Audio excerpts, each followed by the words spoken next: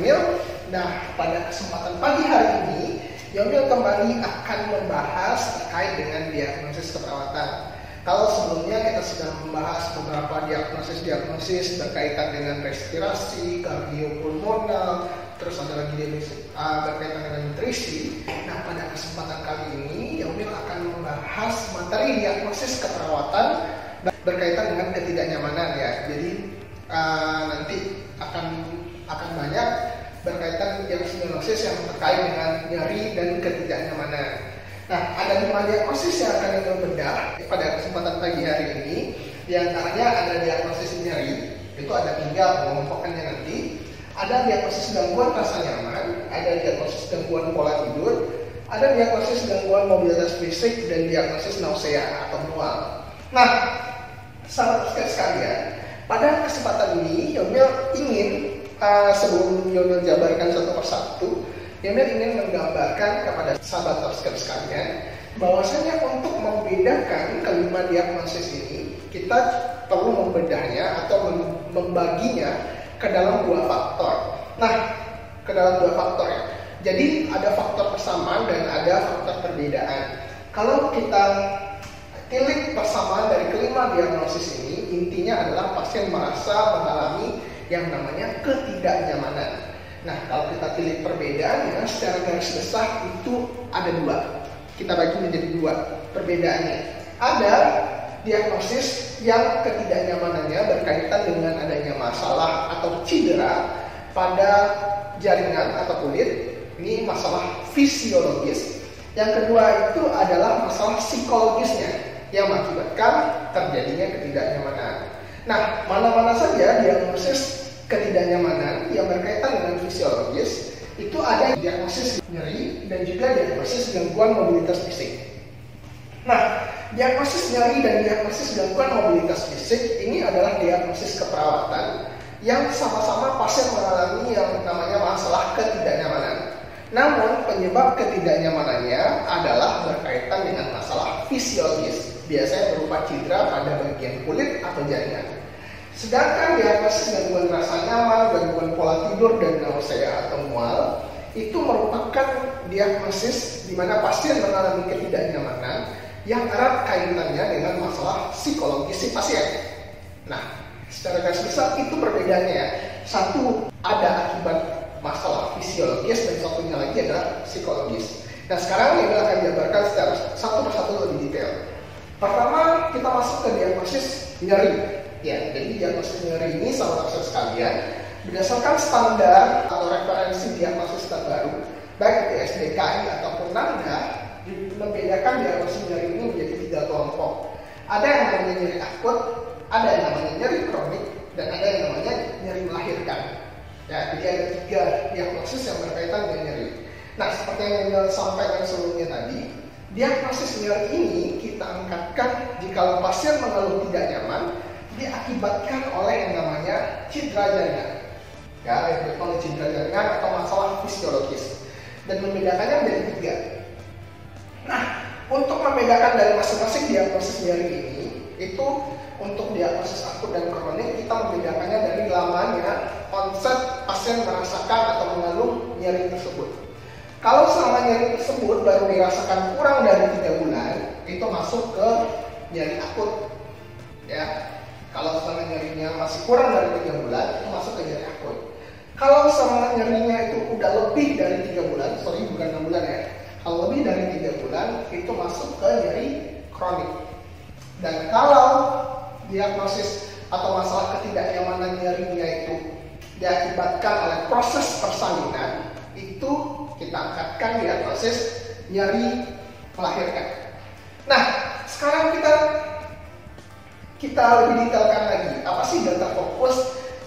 Data fokus masalah untuk mengangkatkan diagnosis nyeri. Jadi, kata kunci utamanya adalah pertama pastinya pasien mengeluh yang merasa nyeri atau merasa tidak nyaman dengan kondisinya saat ini. Dan biasanya diobjektifkan dalam bentuk skala nyeri.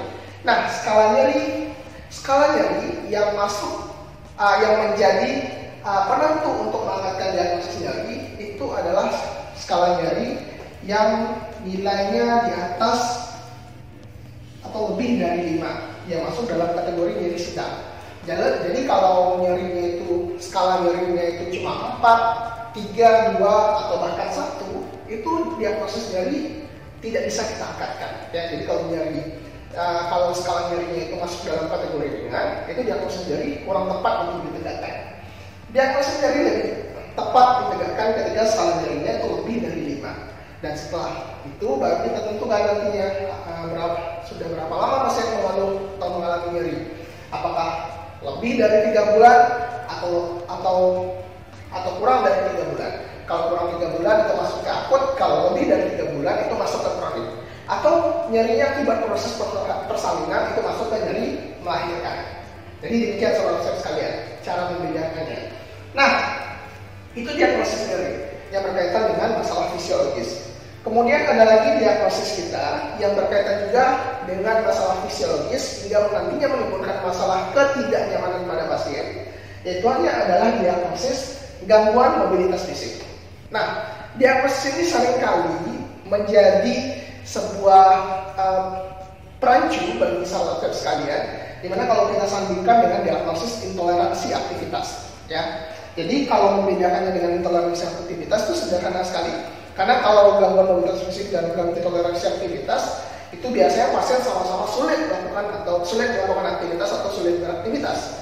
Namun membedakannya, kalau gangguan mobilitas fisik lebih erat kaitannya dengan adanya masalah di anggota gerak, dan biasanya itu terjadi pada masalah muskuloskeletalnya, masalah pada otot atau masalah pada tulang dari si pasien tersebut, ya.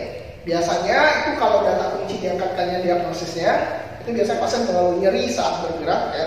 Jadi saat bergerak atau nyeri pada anggota geraknya. Kemudian kekuatan atau tonus ototnya menurun. Biasanya kalau dari hasil pemeriksaan tonus ototnya itu nilainya bisa 1 atau 2.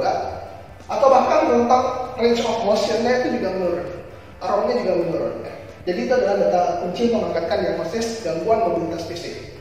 Dalam konteks lain, intoleransi aktivitas seperti yang sudah dibahas sebelumnya, itu pasien sulit beraktivitas karena masalah kardiopulmonalnya, karena masalah kardiovaskularnya yang nantinya diikuti dengan adanya abnormalitas TTV, terutama itu pasien mengalami sesak nafas setelah melakukan aktivitas. Itu yang intoleransi aktivitas. Bedanya dengan gangguan mobilitas fisik. Nah, bagaimana dengan diagnosis lain yang berkaitan dengan masalah psikologis? Ada 3 diagnosis di sini. Kalau gangguan rasa nyaman, ini biasanya kita temukan data kuncinya adalah klien merasa tidak nyaman. Namun merasa tidak nyamannya ini penyebabnya itu adalah masalah atau faktor psikologis dari si pasien. Kalau diagnosis gangguan pola tidur, itu adalah ketidaknyamanan pasien yang berkaitan nantinya dengan adanya pola-pola tidur yang terganggu. Contohnya pasien sering terbangun saat tidur atau kualitas tidur pasien yang kurang baik sehingga mengakibatkan pasien tidak puas saat bangun tidur. Kemudian pasien sering terbangun saat tidur atau pasien insomnia dan lain sebagainya. Nah, pada referensi SDKI sahabat sekalian, untuk masalah tidur ini cuma dibahas satu diagnosis. Konteksnya cuma gangguan pola tidur. Tapi kalau di konteks nanda itu beberapa bagian, ya, ada insomnia juga, ada deprivasi tidur juga, dan ada gangguan pola tidur sendiri. Jadi itu yang membedakannya, ya, di antara 2 referensi tersebut yang berkaitan dengan tidur. Nah, diagnosis terakhir itu adalah diagnosis nausea, atau kalau di Indonesia kan diartikan sebagai mual, ya. Jadi kalau data kunci untuk mual ini, sahabat sekalian, intinya adalah pasien mengeluh mual, ya, atau ingin muntah.